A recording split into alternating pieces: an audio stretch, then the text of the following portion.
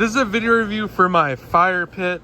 Absolutely love this thing. The brand did send me this in exchange for a fair and honest review. This was super easy to put together. So you have this screen right here that's going to go over everything. You got a nice little grill rack here if you wanted to grill.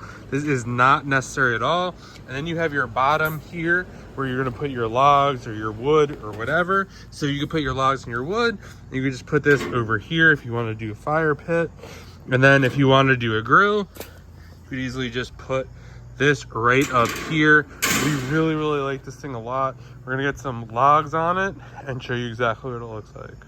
All right, so we got the logs on. This thing works absolutely great.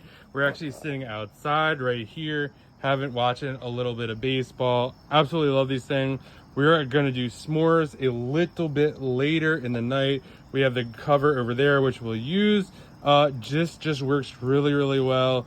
Absolutely love this thing. Cannot wait to use this even more throughout the fall. If you're looking for a great fire pit, could not recommend this enough.